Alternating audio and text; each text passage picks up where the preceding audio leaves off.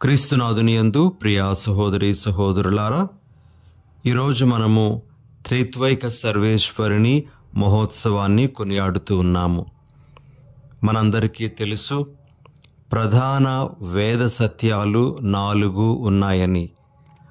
ఆ 4 మొదటి 2 ఈ విధంగా మనకు తెలియజేస్తాయి.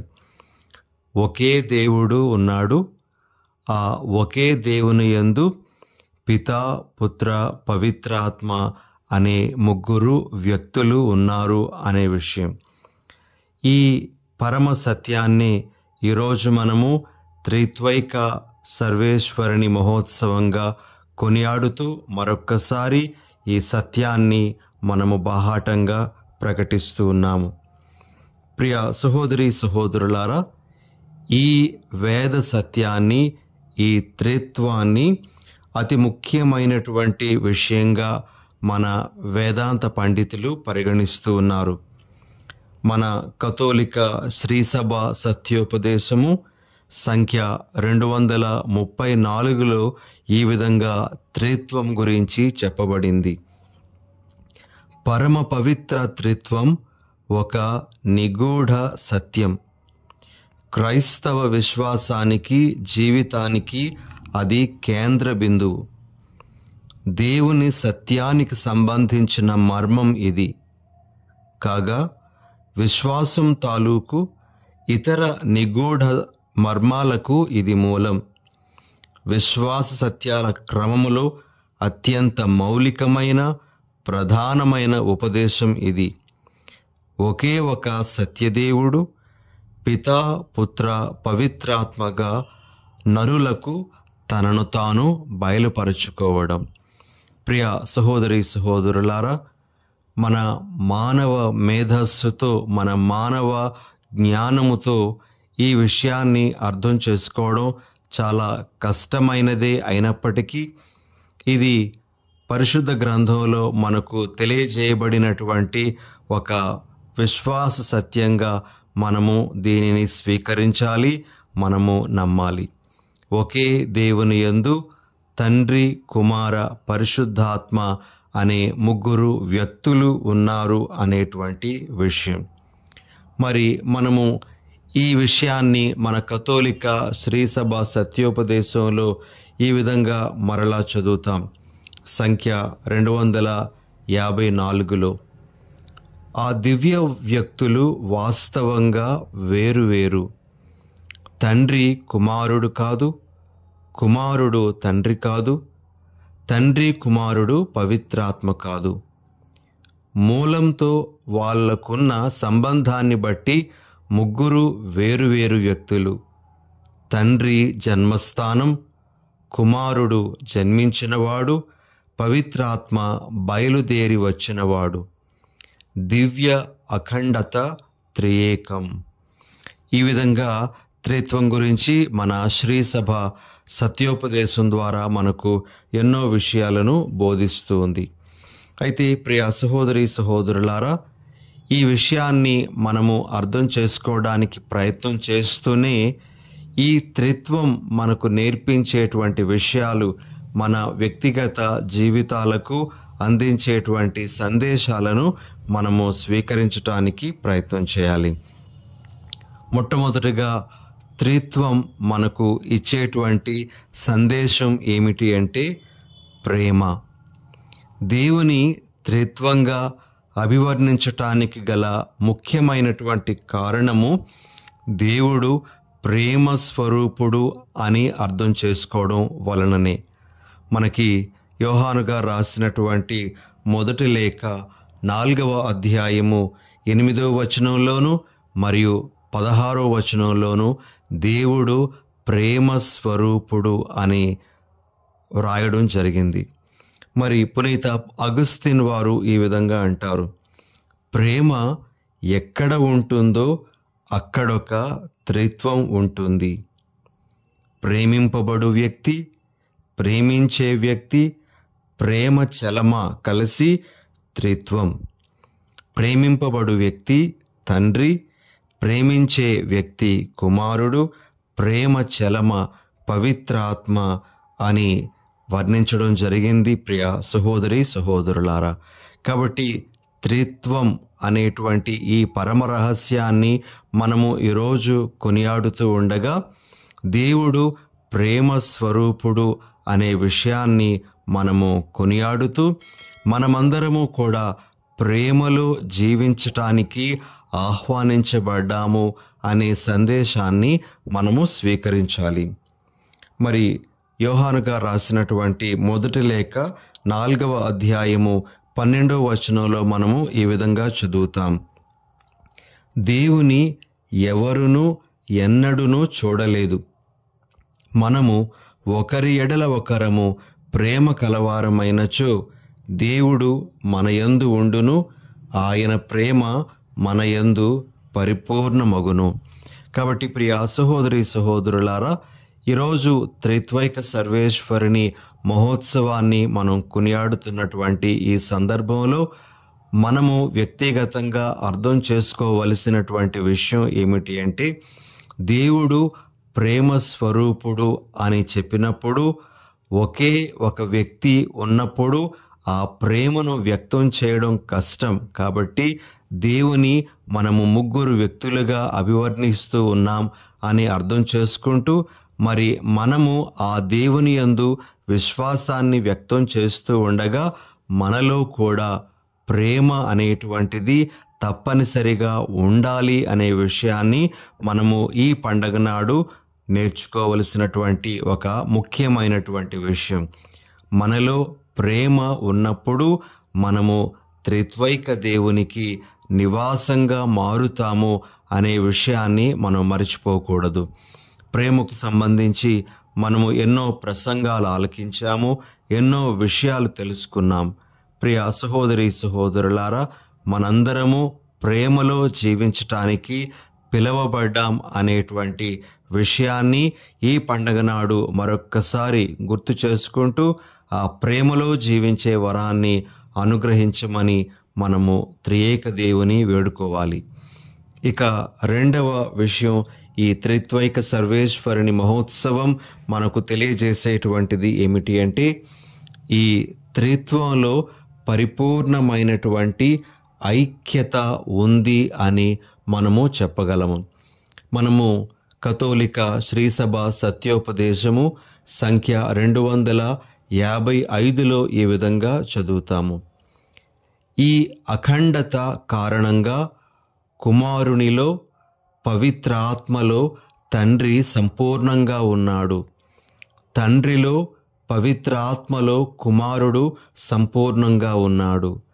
తండ్రిలో కుమారునిలో పవిత్రాత్మ సంపూర్ణంగా ఉన్నాడు అని అక్కడ మన వేదాంత పండితులు చెప్పటం జరిగింది. ప్రియ సహోదరి సహోదరులారా, ముగ్గురు మధ్య పరిపూర్ణమైనటువంటి ఐక్యత ఉన్నట్లుగా మనము ఇక్కడ గ్రహించగలము. మనము యోహాను సువార్తలో 17వ అధ్యాయంలో యేసు ప్రభు చేసేటువంటి గురుత్వ ప్రార్థనలో ఈ విధంగా ఆలకిస్తాము. ప్రియ సహోదరి సహోదరులారా, 21వ వచనంలో ప్రభు ఈ విధంగా ప్రార్థన చేస్తారు. వారందరూ ఒకరుగా ఐక్యమై ఉండునట్లు ప్రార్థించుచున్నాను. ఓ తండ్రి, నేను నీయందును నీవు నాయందును ఉండునట్లు వారిని మనయందు ఉండనిమ్ము. నీవు నన్ను పంపితివని లోకము విశ్వసించుటకు వారు ఒకరుగా ఐక్యమై ఉండనిమ్ము.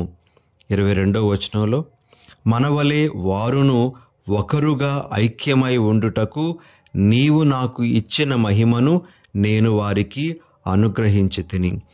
ఈ విధంగా యేసు ప్రభు తన యొక్క గురుత్వ ప్రార్థనలో మనందరి ఐక్యత గురించి ప్రార్థన చేస్తూ ఉన్నారు. ప్రియ సహోదరి సహోదరులారా, ఈ త్రిత్వైక సర్వేశ్వరుని మహోత్సవం మనకిచ్చేటువంటి సందేశం ఏమిటి అంటే, మన మధ్య ఐక్యత ఉండాలి అనేటువంటి ఒక గొప్పదైనటువంటి సందేశం. మనలో అనేకమైనటువంటి వ్యత్యాసాలు ఉండవచ్చు, మనలో విభిన్నమైనటువంటి దృక్పథాలు ఉండవచ్చు. అయినప్పటికీ కూడా మనము ఒకే దేవుని యందు ఐక్యమై ఉన్నాము అనే విషయాన్ని గుర్తిస్తూ మనలో కూడా ఐక్యత అనేటువంటిది ఉండాలి అనే విషయాన్ని మనము ఈ పండగ నాడు మనం గుర్తు చేసుకోవాలి. మనము వివిధ రకాలైనటువంటి వ్యత్యాసాలతో ఉన్నప్పటికీ కూడా అవన్నీ ఒక ప్రక్కన పెట్టి మనందరము ఒకే కుటుంబానికి చెందినటువంటి వారము, ఒకే దేహానికి చెందినటువంటి వారము అనే విధంగా మనము జీవించాలి అని ఈరోజు ప్రభు మనకు తెలియజేస్తూ ఉన్నారు. కాబట్టి ఐక్యత అనేటువంటిది రెండవ సందేశం ఈ త్రిత్వైక సర్వేశ్వరుని మహోత్సవం నాడు ప్రభు మనకు అందిస్తున్నటువంటిది. ఇక మూడవ సందేశం ఏమిటి అంటే, ఈ త్రిత్వైక సర్వేశ్వరుని మహోత్సవం నాడు మనము ఇచ్చుట అనేటువంటి ఒక అంశాన్ని జ్ఞాపకం చేసుకుంటూ ఉన్నాం. తండ్రి తన కుమారుని ఇచ్చినట్లు, కుమారుడు తన జీవాన్ని, తన శరీర రక్తాలను ఇచ్చినట్లు, పవిత్రాత్మ తన నివాసాన్ని మనకు అనుగ్రహించినట్లు, మనము కూడా ఇచ్చుట అనేటువంటి ఆ పుణ్యంలో జీవించాలి అని ఈ త్రిత్వైక సర్వేశ్వరుని మహోత్సవం మనకు తెలియజేస్తూ ఉంది.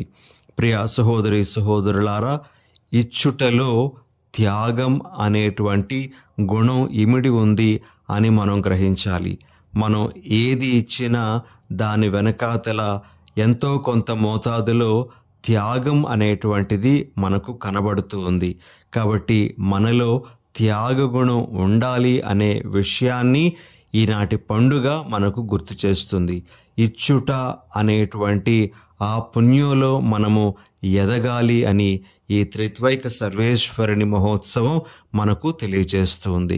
కాబట్టి ఈ పండగ నాడు మనము గుర్తించాల్సినటువంటి 3 ముఖ్యమైన విషయాలు: మనము ప్రేమ కలిగి జీవించాలి, మనము ఐకమత్యముతో ఉండాలి, మనము ఇచ్చుట అనేటువంటి గుణంలో ఎదగాలి అనే విషయం. ఇక ఈనాటి సువార్త పఠనానికి మనం వెళ్ళినట్లయితే, ప్రియ సహోదరి సహోదరులారా, యేసు ప్రభు తన వీడ్కోలు సందేశాన్ని తన శిష్యులకు ఇస్తూ ఉన్నారు.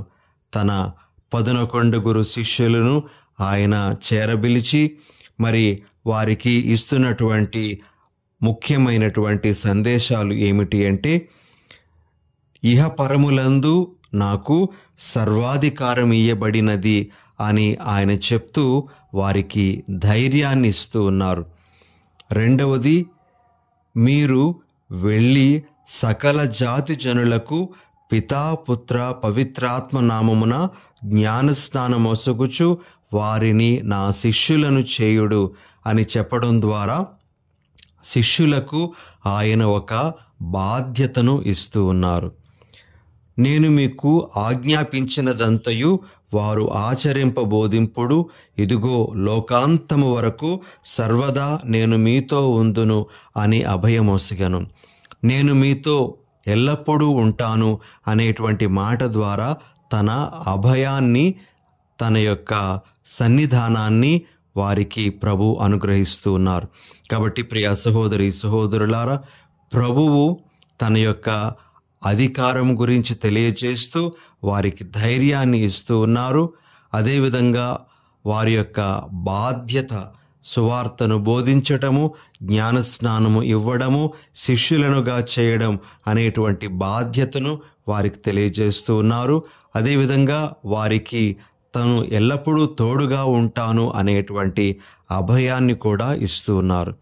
మనము ఇక్కడ గమనించాల్సినటువంటి ఒక ముఖ్యమైనటువంటి విషయం ఏమిటి అంటే, మనము దేవుని యొక్క, యేసు ప్రభు యొక్క అధికారాన్ని అంగీకరించిన నాడు ఆ ప్రభు యొక్క సన్నిధానం అనేటువంటిది మనకు తోడుగా ఉంటుంది అని మనం గ్రహించాలి.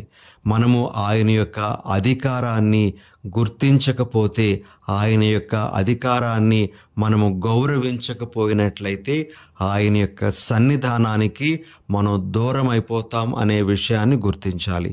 ఇక రెండో విషయం ఏమిటి అంటే, మనము ఆయన పని మీద ఉండేటప్పుడు, ఆయన ఇస్తున్నటువంటి కార్యము మీద మన దృష్టిని పెట్టినప్పుడు, ఆ పనిలో మనం నిమగ్నమై ఉన్నప్పుడు ఆయన మనకు తోడుగా ఉంటారు అనే విషయాన్ని మనం మర్చిపోకూడదు.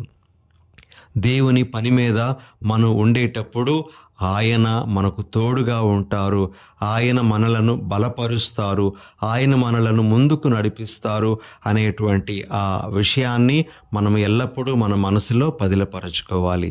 కాబట్టి ఈనాటి సువార్త పఠనం ద్వారా యేసు ప్రభు మనకు ధైర్యాన్ని, బాధ్యతను, తన సన్నిధానాన్ని ఇస్తూ ఉన్నారు అని మనం గ్రహిస్తూ, మరి ఆయన ఉన్నారు, మనతో ఉన్నారు అనేటువంటి ఆ ధైర్యంతో మనము ముందుకు కొనసాగాలి. ఎటువంటి నిరాశకు మనము ఏనాడు కూడా గురి కాకూడదు అని ప్రభు మనకు ఈరోజు ఒక గొప్ప సందేశంగా ఈనాటి సువార్త పఠనం ద్వారా బోధిస్తూ ఉన్నారు. మరి ఈ విషయాలన్నీ మనము మన దృష్టిలో పెట్టుకొని త్రిత్వైక సర్వేశ్వరుని మహోత్సవాన్ని అర్థవంతమైన రీతిలో మనం కొనియాడుతూ, ఆ త్రిత్వైక సర్వేశ్వరుడు మనకిచ్చేటువంటి సందేశాలను మన మనసుల్లో పదిలపరుచుకోవడానికి ప్రయత్నం చేద్దాం. ఆమెన్. చిన్న ప్రార్థన చేసుకుందాం. ఓ త్రియేక దేవ, ఒకే దేవుని యందు ముగ్గురు వ్యక్తులు ఉన్నారు అనే పరమ రహస్యాన్ని ఈరోజు మేము మరొక్కసారి కొనియాడుతూ ఉండగా, ఈ పరమ రహస్యాన్ని అర్థం చేసుకునేటువంటి జ్ఞానాన్ని మా అందరికీ అనుగ్రహించమని మేము వేడుకొనుచున్నాం. ముఖ్యంగా త్రిత్వంలో ఉండేటువంటి ప్రేమ, ఐక్యత, ఇచ్చుట అనే ఆ గుణాలను మేము కూడా మాలో కలిగి జీవించే వరాన్ని మాకు ప్రసాదించండి. ఓ యేసు ప్రభువా, మీరు మాతో ఎల్లప్పుడూ ఉంటారు అనే విషయాన్ని మేము నమ్మే వరాన్ని మాకు ఇవ్వండి.